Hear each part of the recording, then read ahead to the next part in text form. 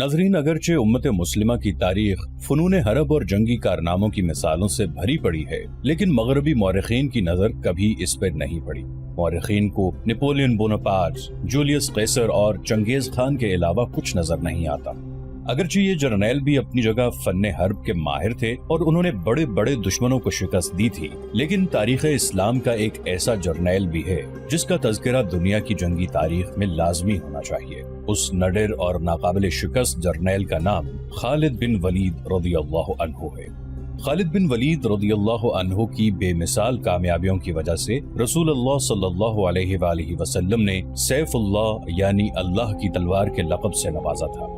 आज हम आपके लिए हजरत खालिद बिन वलीद रज़ियल्लाहु अन्हु की बेमिसाल शजाअत और उनके कारनामों पर मुश्तमिल ये दास्तान लेकर आए हैं, जो बिलाशुबा शमशीरे बेनियाम थे। लेकिन नाजरीन, वीडियो में आगे बढ़ने से पहले आपसे दरखास्त है कि हमारे इस चैनल को सब्सक्राइब कर लें और वीडियो के नीचे मौजूद बेल आइकन को जरूर क्लिक कर लें ताकि हमारी नई आने वाली वीडियोस आपके पास बर वक्त पहुंच सकें। वो मुसाफिर अरब के सहरा में अकेला चला जा रहा था। 8 हिजरी के जमाने में अरब का वो इलाका जहां मक्का और मदीना वाक़े है, बड़ा ही खौफनाक सहरा हुआ करता था, जलता और इंसानों को झुलसाता हुआ रेतजार। एक तो सहरा की अपनी सौबतें थीं, दूसरा खतरा रहजनों का था। मुसाफिर काफिलों की सूरत सफर किया करते थे, लेकिन ये मुसाफिर अकेला चला जा रहा था। वो आला नस्ल के जंगी घोड़े पर सवार था। उसकी ज़िरा घोड़े की जीन के साथ बंधी हुई थी। उसकी कमर से तलवार लटक रही थी और उसके हाथ में बर्छी थी। उस जमाने में मर्दों के कद दराज, सीने चौड़े और जिस्म गठे हुए होते थे। ये अकेला मुसाफिर भी उन्हीं मर्दों में से था, लेकिन जिस अंदाज से वो घोड़े की पीठ पे बैठा था उससे पता चलता था कि वो शहसवार है और वो कोई मामूली आदमी नहीं। उसके चेहरे पे खौफ का हल्का सा भी तासुर नहीं था कि रहजन उसे लूट लेंगे, उससे इतनी अच्छी नस्ल का घोड़ा छीन लेंगे और उसे पैदल सफर करना पड़ेगा। लेकिन उसके चेहरे पे जो तासुर था वो कुदरती नहीं था। वो कुछ सोच रहा था, यादों से दिल बहला रहा था या कुछ यादों को जहन में दफन करने की कोशिश कर रहा था। आगे एक घाटी आ गई। घोड़ा चढ़ता चला गया। खासी बुलंदी पर जाकर जमीन हमवार हुई। सवार ने घोड़ा रोककर उसे घुमाया और रकाबों पर खड़े होकर पीछे देखा। उसे मक्का नजर न आया। मक्का उफक के नीचे चला गया था।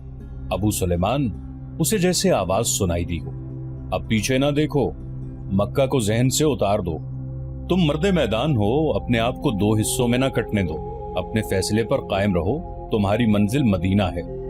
उसने मक्का की समत से निगाहें हटा ली, घोड़े का रुख मदीना की तरफ किया और बाग को हल्का सा झटका दिया। घोड़ा अपने सवार के इशारे समझता था। नपीतुली चाल चल पड़ा। सवार की उम्र 43 बरस, लेकिन वो अपनी उम्र से जवान लगता था। सुलेमान उसके बेटे का नाम था। उसके बाप का नाम अल वलीद था, लेकिन सवार ने खालिद बिन वलीद की बजाय अबू सुलेमान कहलाना ज्यादा पसंद किया। उसे मालूम न था कि तारीख उसे खालिद बिन वलीद के नाम से याद रखेगी और ये नाम इस्लाम की अस्करी रिवायात और जज्बे का दूसरा नाम बन जाएगा। मगर 43 बरस की उम्र में जब खालिद मदीना की तरफ जा रहा था, उस वक्त वो मुसलमान नहीं था। छोटी छोटी झड़पों के अलावा वो मुसलमानों के खिलाफ 2 बड़ी जंगें, जंगे ओहद और जंगे खंदक लड़ चुका था। जब रसूल करीम सल्लल्लाहु अलैहि वसल्लम पर 610 ईस्वी बरोज सोमवार पहली वही नाजिल हुई, उस वक्त खालिद की उम्र 24 साल थी। उस वक्त तक वो अपने कबीले बनु मखजूम की अस्करी कुव्वत का कायद बन चुका था। बनु मखजूम का शुमार कुरैश के चंद एक मुअज़्ज़ज़ खानदानों में होता था। कुरैश के अस्करी उमूर इसी खानदान के सुपुर्द थे। कुरैश खालिद के बाप अल वलीद के अहकाम और फैसले मानते थे। 24 बरस की उम्र में यह हैसियत खालिद को भी हासिल हो गई थी, मगर इस हैसियत को ठुकराकर खालिद अबू सुलेमान मदीने को जा रहा था। वो महसूस करता जैसे उसकी जात से कोई कुव्वत उसे पीछे को घसीट रही हो। जब वो इस कुव्वत के असर को महसूस करता तो उसकी गर्दन पीछे को मुड़ जाती, लेकिन उसकी अपनी जात से एक आवाज उठती, आगे देख खालिद, तू वलीद का बेटा तो है लेकिन वो मर गया है। अब तू सुलेमान का बाप है, वो जिंदा है। उसके जहन में 2 नाम अटक गए, मोहम्मद रसूलुल्लाह सल्लल्लाहु अलैहि वसल्लम जो एक नया दीन लेकर आए थे, और अल वलीद जो खालिद का बाप और आप सल्लल्लाहु अलैहि वसल्लम के नए दीन का बहुत बड़ा दुश्मन था। बाप ये दुश्मनी वर्षे के तौर पर खालिद के हवाले करके दुनिया से उठ गया था। خالد کے گھوڑے نے پانی کی مشک پر اپنے آپ ہی رخ بدل لیا تھا۔ خالد نے ادھر ادھر دیکھا، اسے گول دائرے میں کھجوروں کے درخت اور صحرا کے جھاڑی نما درخت نظر آئے۔ گھوڑا ادھر ہی جا رہا تھا۔ نخلستان میں داخل ہو کر خالد گھوڑے سے کود گیا۔ امامہ اتار کر وہ پانی کے کنارے دو زانوں ہو گیا۔ اس نے پانی چلو بھر بھر کر اپنے سر پر ڈالا اور 2-4 چھینٹے منہ پر پھینکے۔ اس کا گھوڑا پانی پی رہا تھا۔ خالد نے اس چشمے سے پانی پیا جو صرف انسانوں کے استعمال کے لیے تھا۔ یہ ایک چھوٹا سا جنگل تھا۔ خالد نے گھوڑے کی زین اتاری اور زین کے ساتھ بندی ہوئی چھوٹی سی ایک دری کھول کر جھاڑی نما درختوں کے جھنڈ تلے بچھائی اور لیٹ گیا۔ وہ تھک گیا تھا، تھوڑی دیر کے لیے سو جانا چاہتا تھا، مگر اس کے ذہن میں یادوں کا جو قافلہ چل پڑا تھا وہ اسے سونے نہیں دے رہا تھا۔ اسے 7 سال پہلے کا ایک دن یاد آیا جب اس کی عزیزوں نے محمد رسول اللہ صلی اللہ علیہ وآلہ وسلم کو قتل کرنے کا منصوبہ بنایا تھا۔ اس منصوبے میں خالد کا باپ الولید پیش تھا۔ وہ ستمبر 622 عیسوی کی ایک رات تھی۔ قریش نے رسول خدا صلی اللہ علیہ وآلہ وسلم کو سوتے میں قتل کرنے کے لیے ایسے آدمی چنے تھے جو انسانوں کے روپ میں وحشی اور درندے تھے۔ خالد قریش کے سرکردہ خاندان کا جوان تھا۔ اس وقت اس کی عمر 27 سال تھی۔ وہ حضور صلی اللہ علیہ وآلہ وسلم کے قتل کی سازش میں شریک تھا، لیکن وہ قتل کیے جانے والوں کے گروہ میں شامل نہیں تھا۔ اسے 7 سال پہلے کی وہ رات گزرے ہوئے کل کی طرح یاد تھی۔ وہ اس قتل پر خوش بھی تھا اور ناخوش بھی۔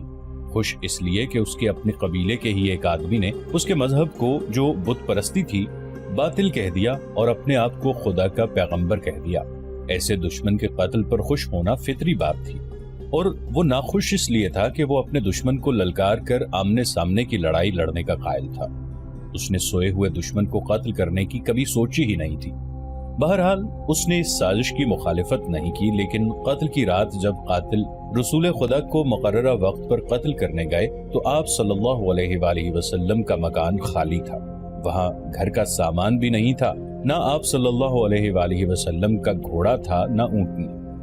قریش اس امید پر سوئے ہوئے تھے کہ صبح انہیں خوشخبری ملے گی کہ ان کے مذہب کو جھٹلانے اور انہیں اپنے نئے مذہب کی طرف بلانے والا قتل ہو گیا ہے، مگر صبح وہ ایک دوسرے کو مایوسی کے عالم میں دیکھ رہے تھے۔ پھر وہ سرگوشیوں میں ایک دوسرے سے پوچھنے لگے، محمد کہاں گیا؟ رسول خدا صلی اللہ علیہ وآلہ وسلم قتل کے وقت سے بہت پہلے اپنے قتل کی سازش سے آگاہ ہو کر یثرب یعنی مدینہ کو ہجرت کر گئے تھے۔ صبح تک آپ صلی اللہ علیہ وآلہ وسلم بہت دور نکل گئے تھے۔ خالد کے ذہن سے یادیں پھوٹتی چلی آ رہی تھی۔ ذہن پیچھے ہی پیچھے ہٹتے ہٹتے 16 برس دور جا نکلا۔ 613 عیسوی کی ایک شام رسول کریم صلی اللہ علیہ وآلہ وسلم نے قریش کے چند ایک سرکردہ افراد کو اپنے ہاں کھانے پر مدعو کیا۔ کھانے کے بعد رسول کریم صلی اللہ علیہ وآلہ وسلم نے اپنے مہمانوں سے کہا، اے بنی عبد المطلب، میں تمہارے سامنے جو تحفہ پیش کرنے لگا ہوں وہ عرب کا کوئی اور شخص پیش نہیں کر سکتا، اس لیے کہ اللہ نے مجھے منتخب کیا ہے۔ مجھے اللہ نے حکم دیا ہے کہ تمہیں ایک ایسے مذہب کی طرف بلاؤں جو تمہاری دنیا کے ساتھ ساتھ تمہاری عاقبت بھی آسودہ اور مسرور کر دے گا۔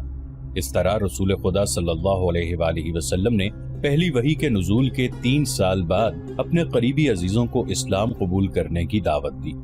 خالد اس محفل میں نہیں تھا، اس کا باپ مدعو تھا۔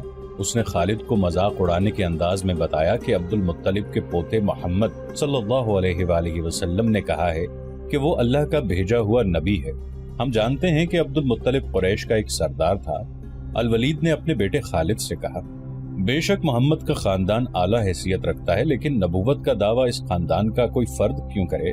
اللہ کی قسم اور حبل اور عزا کی، میرے خاندان کا رتبہ کسی سے کم نہیں۔ کیا نبوت کا دعویٰ کر کے کوئی ہم سے اونچا ہو سکتا ہے؟ آپ نے اسے کیا کہا ہے؟ خالد نے پوچھا۔ پہلے تو ہم چپ ہو گئے، پھر ہم سب ہنس پڑے، الولید نے کہا۔ لیکن محمد کے چچا زاد بھائی علی نے محمد کی نبوت کو قبول کر لیا ہے۔ خالد اپنے باپ کی طنزیہ ہنسی کو بھولا نہیں تھا۔ خالد کو 629 عیسوی کے ایک روز مکہ اور مدینہ کے راستے میں ایک نخلستان میں لیٹے ہوئے وہ وقت یاد آ رہا تھا۔ رسول اللہ صلی اللہ علیہ وآلہ وسلم جن کی نبوت کو قریش کے سردار قبول نہیں کر رہے تھے، اس نبوت کو لوگ قبول کرتے چلے جا رہے تھے۔ ان میں اکثریت نوجوانوں کی تھی۔ بعض مفلس لوگوں نے بھی اسلام قبول کر لیا۔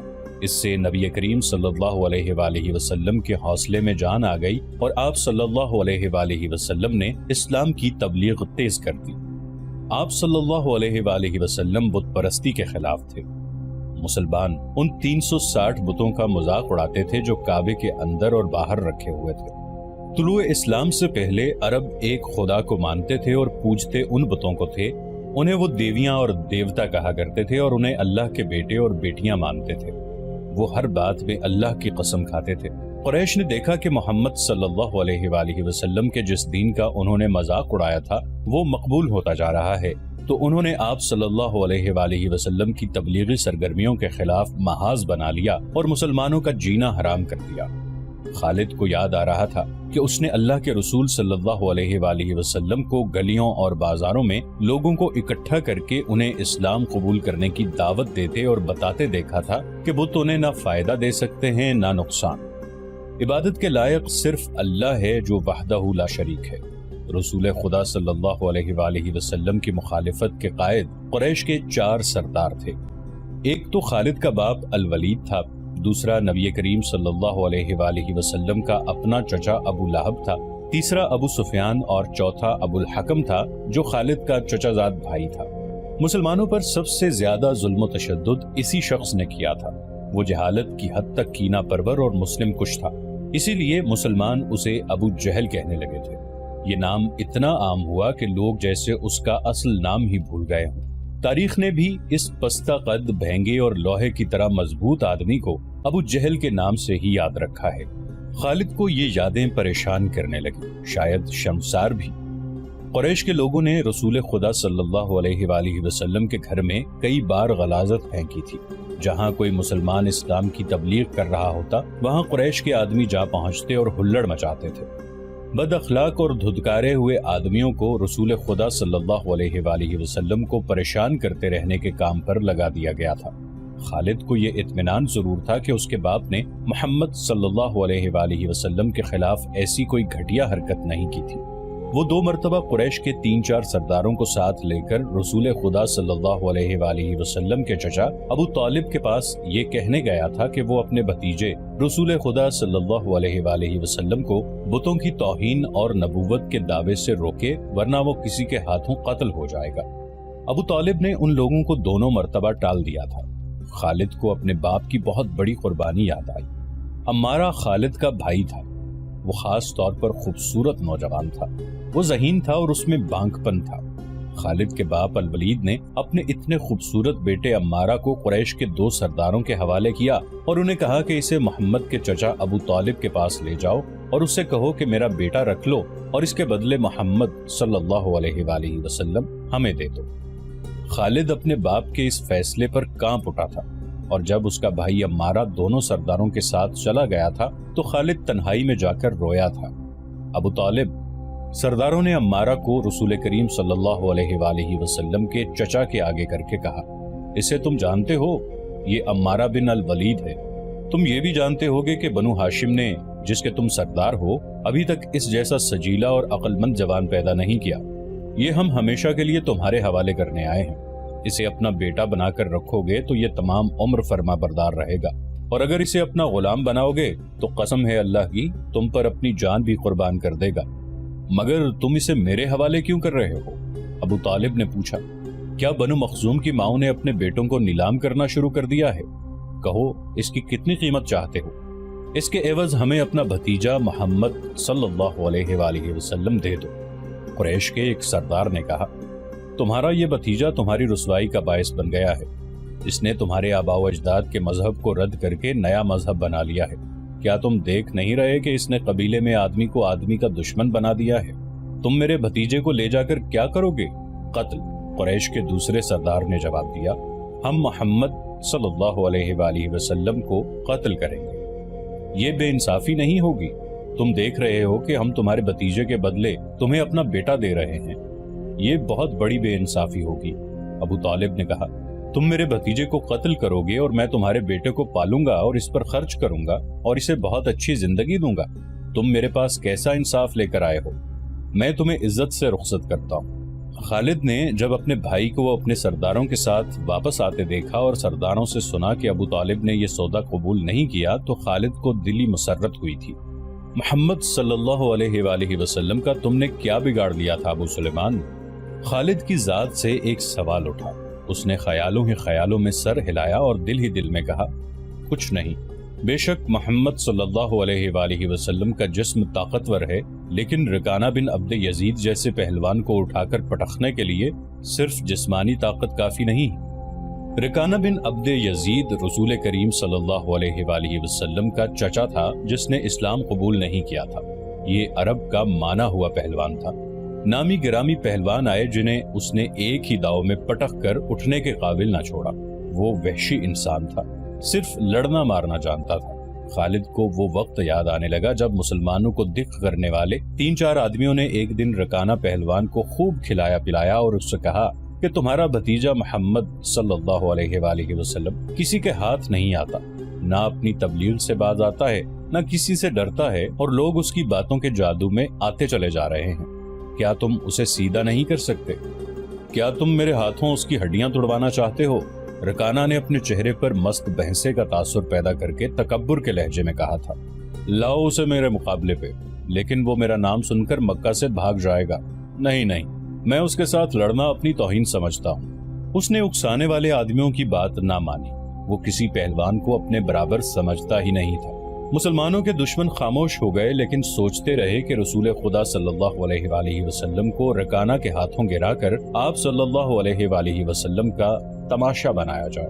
مکہ کے یہودی خاص طور پر رسول کریم صلی اللہ علیہ وآلہ وسلم کے دشمن تھے، لیکن وہ کھل کر میدان میں نہیں آتے تھے۔ وہ خوش تھے کہ اہل قریش آپس میں بٹ کر ایک دوسرے کے دشمن ہو گئے ہیں۔ انہیں پتہ چل گیا کہ قریش کے کچھ آدمیوں نے رکانہ پہلوان کو اکسایا ہے کہ وہ رسول خدا صلی اللہ علیہ وآلہ وسلم کو کشتی کے لیے للکارے، لیکن وہ نہیں مان رہا تھا۔ ایک روز رکانہ رات کے وقت ایک گلی سے گزر رہا تھا کہ اس کے قریب سے ایک بڑی حسین اور جوان لڑکی گزری۔ چاندنی رات میں لڑکی نے رکانہ کو پہچان لیا اور مسکرائی۔ رکانہ وحشی تھا، وہ رک گیا اور لڑکی کا راستہ روک لیا۔ کیا تم جانتی ہو کہ عورت مرد کی طرف دیکھ کر مسکراتی ہے تو اس کا مطلب کیا ہوتا ہے؟ رکانہ پہلوان نے پوچھا۔ کون ہو تم؟ اس کا مطلب یہ ہوتا ہے کہ عورت اس مرد کو چاہتی ہے، اس جوان لڑکی نے جواب دیا۔ میں سبت بنت ارمن ہوں۔ او، ارمن یہودی کی بیٹی؟ رکانہ نے کہا اور لڑکی کے کندھوں پر ہاتھ رکھ کر اسے اپنے قریب کر کے بولا، کیا میرا جسم تجھے اتنا اچھا لگتا ہے اور کیا میری طاقت؟ تمہاری طاقت نے مجھے مایوس کر دیا ہے۔ سبت نے پیچھے ہٹتے ہوئے کہا، تم اپنے بھتیجے محمد سے ڈرتے ہو؟ کون کہتا ہے؟ رکانہ نے گرج کر پوچھا۔ سب کہتے ہیں، سبت نے کہا۔ پہلے محمد کو گراؤ، میں اپنا جسم تمہیں انعام میں دوں گی۔ اللہ کے بیٹوں اور بیٹیوں کی قسم، تیری بات پوری کر کے تیرے سامنے آؤں گا۔ رکانہ نے کہا، لیکن تو نے غلط سنا ہے کہ میں محمد سے ڈرتا ہوں۔ بات یہ ہے کہ میں اپنے سے کمزور کے ساتھ لڑنا اپنی توہین سمجھتا ہوں، لیکن تیری بات پوری کروں گا۔ مشہور مورخ ابن حشام نے لکھا ہے کہ رسول کریم صلی اللہ علیہ وآلہ وسلم نے خود رکانہ پہلوان کو کشتی کے لیے للکارا تھا، لیکن دوسرے مورخ ابن الاسیر نے جو شہادت پیش کی ہے وہ صحیح ہے کہ رکانہ نے محمد صلی اللہ علیہ وآلہ وسلم کو کشتی کے لیے للکارا اور اس نے کہا، میرے بھائی کے بیٹے، تم بڑے دل اور بڑی جرت والے آدمی ہو۔ میں یہ بھی جانتا ہوں کہ تم جھوٹ بولنے سے نفرت کرتے ہو، لیکن مرد کی جرت اور صداقت کا پتہ اکھاڑے میں چلتا ہے۔ آؤ میرے مقابلے میں اکھاڑے میں اترو۔ اگر مجھے گرا لو تو میں تمہیں اللہ کا بھیجا ہوا نبی مان لوں گا، اللہ کی قسم تمہارا مذہب قبول کر لوں گا، لیکن یہ ایک بھتیجے اور چچا کی کشتی نہیں ہوگی۔ رسول خدا صلی اللہ علیہ وآلہ وسلم نے رکانہ کی للکار کے جواب میں کہا، ایک بت پرست اور سچے دین کے ایک پیغمبر کی لڑائی ہوگی۔ تو ہار گیا تو اپنا وعدہ نہ بھول جانا۔ مکہ میں یہ خبر صحرا کی آندھی کی طرح پھیل گئی کہ رکانہ پہلوان اور محمد صلی اللہ علیہ وآلہ وسلم کی کشتی ہوگی، اور جو ہار جائے گا وہ جیتنے والے کا مذہب قبول کر لے گا۔ قریش کا بچہ مرد و زن اور یہودی ہجوم کر کے آ گئے۔ مسلمانوں کی تعداد بہت تھوڑی تھی، وہ تلواروں اور برچھیوں سے مسلح ہو کر آئے، کیونکہ انہیں خطرہ محسوس ہو رہا تھا کہ قریش کشتی کو بہانہ بنا کر رسول خدا صلی اللہ علیہ وآلہ وسلم کو قتل کر دیں گے۔ عرب کا سب سے زیادہ طاقتور اور وحشی پہلوان رکانہ بن عبد یزید رسول کریم صلی اللہ علیہ وآلہ وسلم کے مقابلے پہ اترا۔ اس نے رسول خدا صلی اللہ علیہ وآلہ وسلم پر تنزیہ نظر ڈالی اور آپ صلی اللہ علیہ وآلہ وسلم پر پھپتی کسی۔ آپ صلی اللہ علیہ وآلہ وسلم مکمل خاموشی اور اطمینان سے رکانہ کی آنکھوں میں آنکھیں ڈال کر دیکھتے رہے کہ وہ بے خبری میں کوئی داؤ نہ کھیل جائے۔ رکانہ آپ صلی اللہ علیہ وآلہ وسلم کے ارد گرد یوں گھوما جیسے شیر اپنے شکار کے ارد گرد گھوم گیا ہو اور اب اسے کھا جائے گا۔